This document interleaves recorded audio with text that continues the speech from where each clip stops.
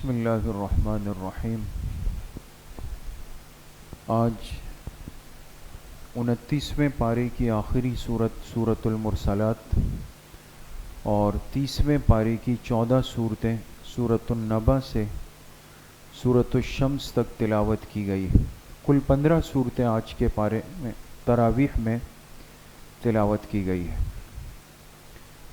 چونکہ قرآن کریم کا اختتام ہے، آخری پارہ ہے، تو آخر کی تقریباً جو صورتیں ہیں اس میں بھی اللہ پاک نے آخرت کی یعنی قیامت کی زندگی کو بیان فرمایا ہے۔ نے یہ اشارہ کیا کہ جس طرح قرآن پاک اپنی تکمیل کی طرف آ رہا ہے، اختتام کی طرف آ رہا ہے، اسی طریقے سے اس دنیا کا بھی اختتام ہوگا، اور دنیا کا اختتام جس چیز پر ہوگا اسے قیامت کہا جاتا ہے۔ لہٰذا سورۃ المرسلات، سورۃ النبا اور سورۃ النازعات، ان تینوں صورتوں کا مضمون ایک ہی ہے کہ جب قیامت واقع ہوگی تو اس وقت کیا کیفیت ہوگی، کیا صورتحال ہوگی، اور کیا کچھ اس کائنات کے اندر واقع ہوگا۔ اور وہ کفار اور مشرکین جنہوں نے اس قیامت کے واقع ہونے پر شک کیا کہ یہ کیسے ہو سکتا ہے کہ اتنا بڑا نظام اور اتنی بڑی دنیا یہ ختم ہو جائے گی، اور چلو اگر ہوگا تو اس کی کوئی تاریخ ہمیں بتا دی جائے کہ کب ہوگا، تو اللہ پاک نے فرمایا کہ تم اپنی کھلی آنکھوں اس کو دیکھ لو گے جس دن ہمارا یہ حکم واقع ہو جائے گا۔ تو بہرحال عرض کرنے کا مقصد یہ ہے کہ اس دن کا آنا تو یقینی ہے، اور چونکہ ہم الحمدللہ مسلمان ہیں، صاحب ایمان ہے، ہمارا آخرت کے دن پر 100% یقین ہے، لہٰذا موت سے پہلے ہمیں اس دن کی بھرپور تیاری کرنی۔ اس کے بعد سورہ عبس ہے، اور اس صورت میں اللہ پاک نے تذکرہ فرمایا اس صحابی کا جو آپ علیہ السلام کی خدمت میں حاضر ہوئے تھے، اور یہ ایک نابینا صحابی تھے۔ ان کا نام حضرت عبداللہ ابن ام مکتوم ہے۔ عبداللہ ابن ام مکتوم رضی اللہ تعالی عنہ، یہ دونوں آنکھوں سے نابینا تھے، اور مکہ مکرمہ میں انہوں نے آپ علیہ السلام کے ساتھ کچھ عرصہ آذان کی خدمت بھی ادا کی تھی۔ ایک موقع پر یہ آپ علیہ السلام سے کوئی سوال پوچھنے کے لیے آئے۔ اب چونکہ انہیں تو نظر نہیں آتا تھا، تو جب یہ داخل ہوئے آپ علیہ السلام کے پاس، تو اس وقت آپ کی خدمت میں کچھ مشرکین کے سردار بیٹھے ہوئے تھے، اور آپ انہیں دین کی دعوت دے رہے تھے، سمجھا رہے تھے، اور بڑے پر امید تھے کہ شاید یہ میری بات سمجھ لیں، ایمان میں داخل ہو جائے۔ تو یہ ایک خصوصی مجلس ہوتی ہے نا، جس میں خاص لوگ آئے ہوئے، اور اس بیچ میں یہ نابینا صحابی آئے، انہیں اندازہ نہیں تھا، تو یہ سیدھا اس مجلس کے اندر گئے اور فوراً کہنے لگے کہ اے اللہ کے رسول صلی اللہ علیہ وسلم، آپ ذرا میری طرف متوجہ ہو جائیں اور میرے اس سوال کا جواب دے دیجیے۔ تو اس موقع پر اس انداز سے ان کا فوراً آنا اور پھر اس طرح ایک دم سے سوال پوچھ لینا، تو فطری طور پر، طبعی طور پر آپ علیہ السلام کو تھوڑا سا ناگوار گزرا۔ بھئی یہ تو میرے صحابی ہیں، مجھ پر ایمان رکھتے ہیں، یہ تو کسی بھی وقت مجھ سے بات پوچھ سکتے ہیں، لیکن یہ جو ابھی لوگ بیٹھے ہوئے ہیں یہ بڑی مشکل سے ہاتھ آئے ہیں، اور ان پر چونکہ زیادہ توجہ کی ضرورت ہے، تو وہ کچھ وقت کے لیے آپ کے چہرے پر ناگواری کے آثار آئے، لیکن اللہ پاک نے فوراً وحی اتار دی۔ صحابہ کا اتنا بڑا مقام ہے، اور ان کا ایمان اللہ کو اتنا محبوب تھا، ایسے اخلاص والے لوگ تھے۔ اللہ پاک نے فرمایا عبس وتولی ان جاءہ الاعمی، اے میرے محبوب صلی اللہ علیہ وسلم، آپ نے تیوری چڑھا دی، آپ کے ماتھے پہ بل آ گئے، شکن آ گئی، جب آپ کے پاس ایک نابینا چل کر آئے۔ وَمَا يُدْرِيكَ لَعَلَّهُ يَزَّكَّىٰ أَوْ يَذَّكَّرُ فَتَنْفَعَهُ الذِّكْرَىٰ، اور آپ نہیں جانتے کہ یہ جو آنے والے تھے ان کا دل پاک تھا، جو آپ کے پاس بیٹھے ہوئے تھے یہ ناپاک لوگ تھے، لہذا آپ نے ان کے لیے ماتھے پہ بل ڈال دیے۔ ایک تنبیہ ہوئی، لیکن یہ تنبیہ کوئی خدا نخواستہ نعوذ باللہ یہ کوئی ناراضگی والی تنبیہ نہیں، یہ محبت والی تنبیہ ہوتی ہے۔ جیسے انسان اپنے بہت ہی قریبی اور محبوب دوست سے ذرا گلہ کرتا ہے، تو اس گلے میں ناراضگی نہیں، محبت کا عنصر غالب ہوتا ہے، لیکن اللہ نے تنبیہ فرمائی۔ اس لیے جب بھی یہ صحابی اس کے بعد آپ علیہ السلام کی خدمت میں جب بھی آتے نا، آپ فرماتے وہ شخص آ رہا ہے جس کے لیے اللہ نے مجھ پر آسمانوں سے تنبیہ فرمائی۔ اس کے بعد سورۃ التکویر اور سورۃ الانفطار، یہ دو صورتیں ہیں، ان دونوں کا مضمون بھی بالکل ایک ہے کہ جب قیامت واقع ہونے لگے گی تو دنیا کے نظام میں کیا تغیر آئے گا۔ اذا الشمس کورت واذا النجوم انکدرت، پھر اذا السماء انفطرت واذا الکواکب انتثرت، یہ سورج ٹوٹ جائے گا، یہ ستارے ٹوٹ ٹوٹ کر گرنا شروع ہو جائیں گے، اور یہ آسمان پھٹ جائے گا، اور جتنے وحشی جانور ہے وَإِذَا الْوُحُوشُ حُشِرَتْ، یہ سب کے سب جنگلات کو چھوڑ کر اور دنیا کے نظام میں آ کر انسانوں کے پاس جمع ہو جائیں گے۔ دیکھیں، یعنی جانوروں کو بھی اللہ نے اتنا ادراک دیا ہے، مفسرین نے یہ بات لکھی ہے کہ جانوروں کو، حیوانات کو اللہ نے اتنا ادراک کہتے ہیں شعور، سمجھ کو، یہ شعور اور سمجھ اللہ نے ان کو بھی دی ہے کہ کسی بھی تکلیف کے موقع پر انہیں یہ اندازہ ہوتا ہے جانوروں کو کہ مصیبت سے نکلنے کی جو سوچ ہے وہ انسان کو اللہ نے دی کہ اس مصیبت اور تکلیف سے نکلنا کیسا ہے۔ تو جب قیامت کا یہ تھوڑ پھوڑ کا عمل شروع ہوگا اور ہر چیز ٹوٹنے لگے گی تو جانور جنگلات کو چھوڑ کر آبادی کی طرف آنا شروع ہو جائیں گے۔ وَإِذَا الْبِحَارُ سُجِّرَتْ، اور سمندروں میں جو پانی ہے یہ جوش سے گرم ہو کر ابلنے لگ جائے گا، ہر چیز ایک عجیب و غریب کیفیت کا شکار ہو جائے گی۔ یہ اس بات کی دلیل ہوگی کہ اب میدان محشر قائم ہونے لگ گیا۔ اس لیے جو کبھی کبھی اللہ پاک بطور علامت کے، بطور اشارے کے ایک دم بجلی کڑک جاتی ہے، یا بارش سے پہلے زوردار آواز آ جاتی ہے، آسمانی بجلی گر جاتی ہے، یہ سب قیامت کے وقوع کی علامات اور اشارات ہوتے ہیں۔ اللہ پاک اس بندے کو سمجھانا چاہتے ہیں کہ دیکھو ایک تھوڑی سی کڑک آئی اور تم ایک دم لرز گئے، اندازہ لگاؤ اس دن کیا ہوگا، لہذا اس دن کے آنے سے پہلے اپنے آپ کو اس کے لیے تیار کرو۔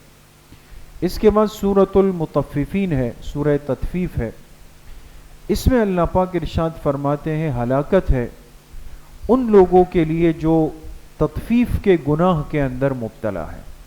تطفیف کہا جاتا ہے ناپ تول کے اندر کمی کرنا۔ جو شخص ناپ تول میں کمی کرتا ہے یعنی دوسرے کا حق مارتا ہے، اللہ پاک نے فرمایا ویل، ان کے لیے ہلاکت ہے، ان کے لیے بربادی۔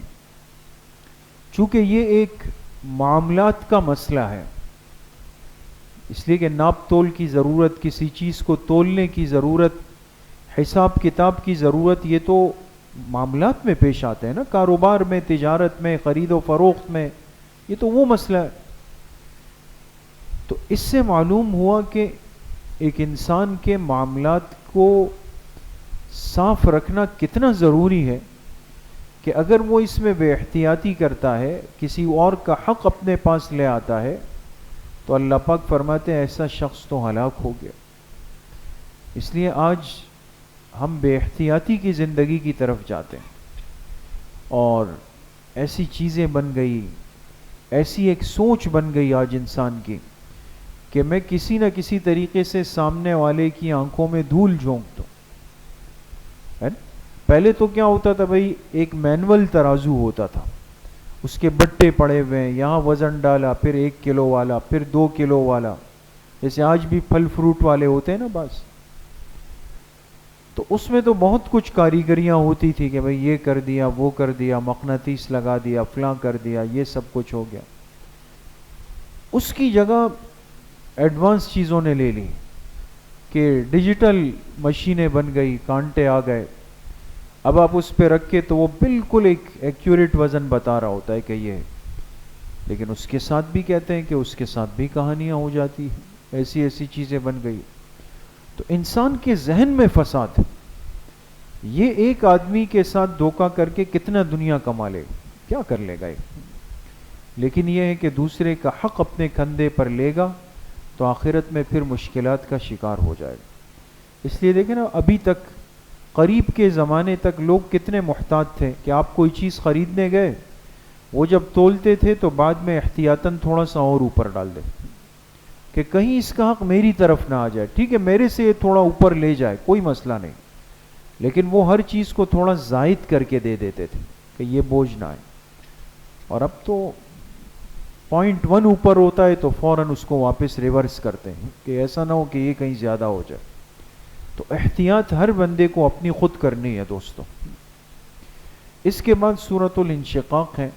اس میں اللہ پاک نے فرمایا کہ قیامت کے دن ایمان والوں کو جب ان کا نامہ اعمال سیدھے ہاتھ میں مل جائے گا، جیسے کل کے خلاصے میں بھی بات آئی، تو فرمائے فَسَوْفَ يُحَاسَبُ حِسَابًا يَسِيرًا. اب غور کریں، نامہ اعمال سیدھے ہاتھ میں ملنے والا ہو گیا کامیاب. اب سوال یہ ہے کہ کیا اس بندے کا حساب کتاب ہوگا جس کو سیدھے ہاتھ میں نامہ اعمال مل گیا؟ اللہ پاک فرما رہے اس کا حساب ہوگا، لیکن حساب یسیر. یسیر کہتے ہیں بہت آسان سی چیز کو، آسان سی چیز، ہلکا پھلکا سا حساب ہوگا. اب یہ ہلکا پھلکا حساب کیا ہے؟ حدیث پاک میں آتا ہے، ام المومنین حضرت عائشہ صدیقہ رضی اللہ تعالی عنہا نے آپ علیہ الصلاۃ والسلام سے عرض کی کہ یہ حساب یسیر کیا ہے؟ اس لیے کہ لفظ حساب تو ہے ہی مشکل.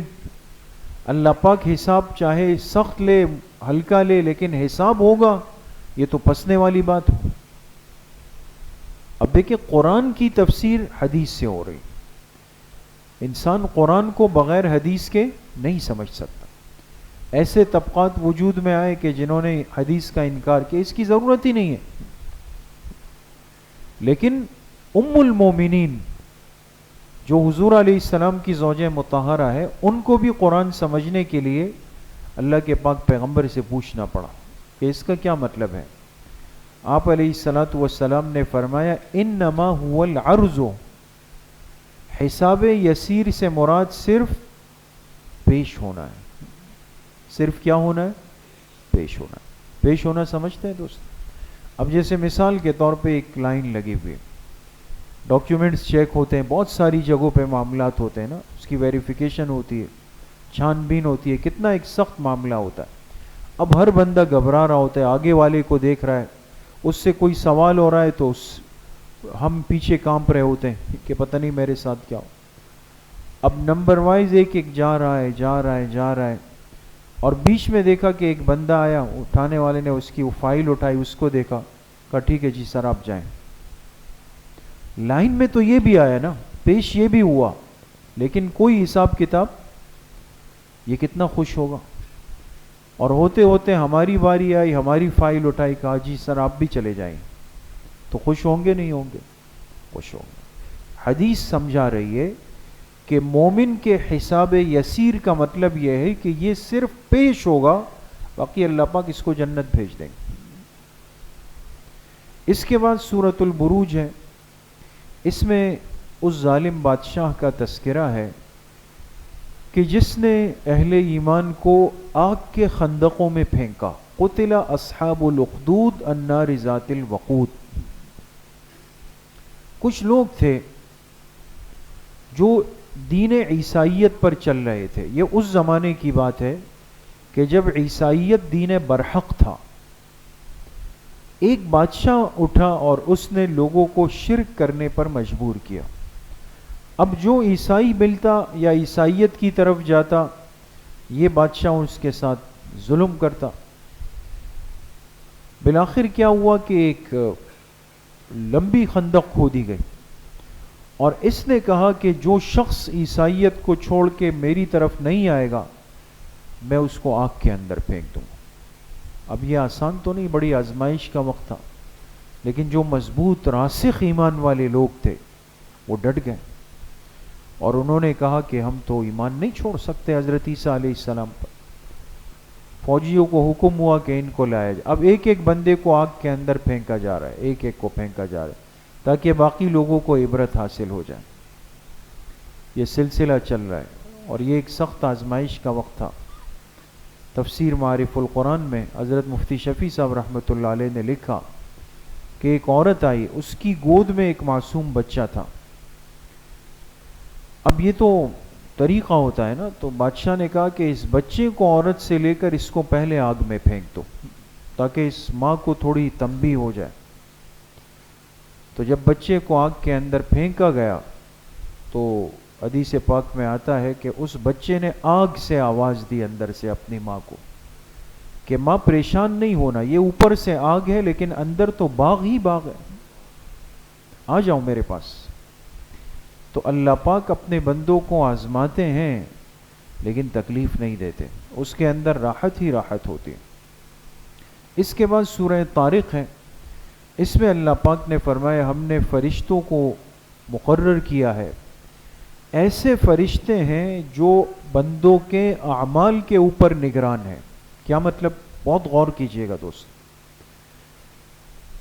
بہت سارے بندے اس دنیا میں ایسے ہوتے ہیں جو اپنے اعمال کے پابند ہوتے ہیں، اہتمام کرتے ہیں، وہ پانچوں نمازیں تکبیر اولیٰ کے ساتھ پڑھتے ہیں، فجر میں وقت سے پہلے اٹھتے ہیں، تہجد میں اٹھتے ہیں، ہر چیز کے لیے ایک وقت طے کر لیتے ہیں۔ لیکن انسان ہے، کبھی کبھی انسان پر نیند کا غلبہ ہو جاتا ہے، تھکاوٹ ہوتی ہے۔ تو آپ نے غور کیا ہوگا، ماشاءاللہ آپ سب بھی نیک لوگ ہیں، اللہ ہم سب کو نیک صالح بنائے۔ تو کبھی کبھی کیا ہوتا ہے، انسان سو رہا ہوتا ہے یا ایک دم ایسا لگتا ہے جیسے کسی نے جھٹکا دے دیا ہے نا، ہم کہتے ہیں یار مجھے ایسا لگا جیسے کسی نے مجھے ہلا کے اٹھا دیا، اور جب دیکھا تو بس بالکل فجر کا وقت ہو رہا تھا۔ اب غفلت میں یہ نماز جا سکتی تھی، لیکن کچھ ایسا ہوا کہ انسان کو تنبیہ ہو گئی۔ ہم اس کو محمول کرتے ہیں کس پر کہ یہ گویا ایک اچانک کچھ ہو گیا، لیکن قرآن کی یہ صورت کہہ رہی ہے کہ یہ فرشتے اللہ نے مقرر کیے ہوئے ہوتے کہ اس صاحب اعمال بندے کے آج کا عمل کہیں ضائع نہ ہو جائے، تو وہ اس پر نگران ہوتے، وہ تنبیہ کر دیتے۔ اس کے بعد سورۃ الاعلیٰ ہے، اس میں حکم دیا گیا کہ تم تسبیح پڑھو، سبح اسم ربک الاعلیٰ، اپنے عالی شان رب کے نام کی تسبیح پڑھو۔ تو اس عالی شان رب کا نام کیا ہے دوستوں؟ اللہ۔ اب لفظ اللہ کے نام کی جو تسبیح ہے نا کہ اللہ اللہ اللہ، یہ تسبیح کرنا تو قرآن سے ثابت ہے نا۔ بہت سارے لوگ آج ان چیزوں پر معترض ہوتے ہیں کہ بھئی یہ ذکر کرنا اور لفظ اللہ کو خاص طور پہ اس کی تسبیح پڑھنا، یہ کہاں سے آپ لوگوں نے نکالا ہے؟ یہ قرآن سے نکالا گیا ہے۔ خود اللہ پاک فرما رہے ہیں کہ اپنے اس عالی شان رب کے نام کی تسبیح پڑھ لو، تو قرآن پر عمل ہو رہا ہے۔ اس لیے ہمارے اکابر نے، ہمارے علماء نے ذکر کی جو ترتیب اس امت کو دی ہے، اس میں انہوں نے خدا نخواستہ کوئی خیانت نہیں کی ہے۔ ان کو قیامت کے دن ایک ایک چیز کا جواب دینا ہے، لہٰذا وہ غلط راہ دے کے نہیں گئے۔ انہوں نے جو نظم اور ترتیب بنائی مجالس سے ذکر کی وہ صحیح ترتیب کے ساتھ ہے۔ اس کے بعد سورۃ الغاشیہ ہے، اس میں اللہ پاک فرماتے ہیں کہ قیامت کے دن بعض چہرے ایسے ہوں گے کہ جو روشن ہوں گے، وجوہ یومئذ مسفرہ، مسفرہ کے معنی کیا آتے ہیں؟ روشن، چمکدار، چمکتے ہوئے چہرے ہوں گے، ضاحکۃ، ہنس رہے ہوں گے، مستبشرہ، خوشیاں منا رہے ہوں گے۔ یہ تو ایک طبقہ ہوگا۔ ووجوہ یومئذ علیہا غبرہ، اور بعض چہرے اس دن ایسے ہوں گے جو غبار آلود ہوں گے، پریشان چہرے ہوں گے۔ لیکن یہ دنیا سے برعکس معاملہ ہے۔ کیا مطلب؟ جو دنیا کے اندر دنیا کے اندر مشقتیں برداشت کرتا ہے، تکلیفیں برداشت کرتا ہے، اور یہ کھلکھلا کے اس کو دنیا میں ہنسنے کا موقع اتنا نہیں ملا، یہ وہ بندہ ہوتا ہے جو ایمان کے لیے تکلیف برداشت، یہ جب آخرت میں جائے گا یہ ہنستا ہوا ملے گا۔ لیکن جس نے دنیا کے اندر غفلت کی زندگی گزاری، وہ بڑے بڑے قہقہے مار رہا ہوتا، اس لیے کہ اس کو پرواہ ہی نہیں ہے آخرت کی کہ کیا کرنا ہے۔ اس لیے اس امت کے لیے منع کیا گیا کس کو؟ قہقہا مارنے کو۔ اور آپ علیہ الصلوۃ والسلام کی جو مسکراہٹ تھی، کیا فرمائی؟ کان ضحکہ التبسم، آپ کا ہنسنا مسکراہٹ تھا۔ اس لیے یہ جو آواز کے ساتھ اور بھانچے کھول کے ایسا لگتا ہے پوری چارپائی ہل رہی ہے، یہ پسندیدہ نہیں ہے، اس کو منع کیا گیا ہے۔ ایک مسلمان کو اس چیز کے اندر احتیاط کرنی چاہیے۔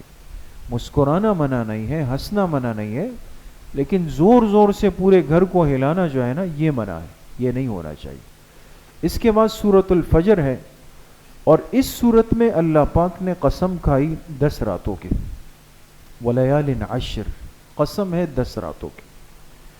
اب سوال ہوا کہ یہ 10 راتیں کون سی ہیں جن کی قسم کھائی گئی؟ بعض حضرات نے فرمایا کہ یہ محرم کا پہلا عشرہ ہے، بعض نے فرمایا کہ یہ ذی الحجہ کا پہلا عشرہ ہے جس کو عشرہ ذی الحجہ کہتے ہیں، اور بعض نے فرمایا کہ یہ رمضان المبارک کا آخری عشرہ ہے جو اس وقت چل رہا ہے، چونکہ اس عشرے میں 5 طاق راتیں ہیں اور کسی ایک طاق رات میں لیلۃ القدر ہے۔ بہرحال یہ تینوں عشرے اپنی اپنی جگہ پر قیمتی ہیں۔ تو ان 10 راتوں کی جو قسم کھائی، مفسرین نے فرمایا یہ اشارہ ہے کہ چاہے محرم کا پہلا عشرہ ہو اس میں بھی اعمال کی اہمیت ہے، چاہے ذو الحجہ کا پہلا عشرہ ہو اس میں بھی اعمال کی بڑی فضیلت ہے، اور چاہے رمضان المبارک کا آخری عشرہ ہو اس کے اعمال کی بھی بہت بڑی حیثیت اور اس کا وزن ہے۔ تو انسان ان ایام کی، ان راتوں کی حفاظت کرے، اس کو قیمتی بنائے۔ اس کے بعد سورۃ البلد ہے۔ اس سورت میں اللہ پاک فرماتے ہیں کہ انسان کی، صاحب ایمان کی زندگی کا زیادہ تر جو حصہ ہے یہ تھکاوٹ میں گزرا ہے۔ لقد خلقنا الانسان فی کبد، انسان کو زندگی میں مشقتوں کا سامنا زیادہ کرنا پڑتا ہے، تھکاوٹ زیادہ ہے نا۔ لیکن فرق یہ ہے کہ ایک صاحب ایمان تھکتا ضرور ہے اپنی زندگی میں، لیکن اللہ سے دور نہیں جاتا، پھر بھی اللہ کے قریب رہتا ہے۔ اسے پتا ہے کہ یہ حالات کس کی طرف سے؟ اللہ کی طرف، تو وہ اللہ سے دور نہیں جاتا۔ جبکہ جس کا ایمان کمزور ہو یا جو فسق و فجور کے اندر مبتلا ہو، تو ایسا بندہ دنیا کی مشقتوں کو دیکھ کر سب سے پہلا کام کیا کرتا ہے؟ اللہ سے کٹ جاتا، گلے شکوے شکایتیں وہ شروع کر دیتا ہے۔ اس لیے آپ دیکھیں نا کتنے سارے لوگ ہوتے ہیں کہ دنیا کی تھوڑی سی آزمائش آئی وہ فوراً کیا کہتے ہیں؟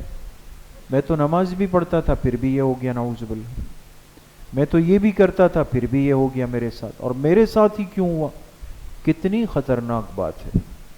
ایک مومن بندہ اللہ کی کروڑوں نعمتیں استعمال کر کے 10-15 دن کی تکلیفوں کو دیکھ کر فوراً گلے شکوے شروع، لیکن صاحب ایمان کے لیے فرمایا کہ وہ ایسا نہیں کرتا، وہ اللہ سے دور نہیں جاتا۔ اس کے بعد سورۃ الشمس ہے، اس میں اللہ نے قسمیں کھائی، 7 بڑی بڑی چیزوں کی قسمیں کھائی، سورج کی، چاند کی، رات کی، دن کی، انسان کے نفس کی قسمیں کھائی۔ اب اللہ پاک قسمیں کھا رہے ہیں، اور ان دنیا کی ان چیزوں کی قسمیں ہیں جو اللہ کی خاص قدرت کے مظاہر ہے، تو کتنی اہم بات آگے آ رہی ہے۔ اللہ پاک ان قسموں کو کھا کے فرماتے ہیں قد افلح من زکاہا وقد خاب من دساہا۔ دیکھو، میں خالق کائنات ہو کر ان بڑی چیزوں کی قسمیں کھا کر تم سے آج ایک بات کہہ رہا ہوں کہ یقین کر لو کہ وہ بندہ کامیاب ہے جس نے اپنے دل کا تزکیہ کر لیا، دل کو پاک کر لیا، اور وہ بندہ ناکام ہے جس نے اپنے دل کی دنیا کو ویران کر دیا۔ یہ جو کہتے ہیں نا بھئی تزکیہ نفس، اصلاح نفس، اصلاح باطن، اصلاح قلب، یہ سب ایک چیز ہے. تو نیک لوگوں کی مجلسیں، نیک لوگوں کی صحبتیں، اللہ والوں سے جڑنا، ذکر کا اہتمام، شیوخ سے بیعت اور اصلاح، اس کا مقصد اصلی ایک ہی ہے کہ انسان اپنے دل کی دنیا کو صاف کر لے، باطن پر محنت کر لے. اللہ پاک صحیح عمل کی توفیق نصیب فرمائے.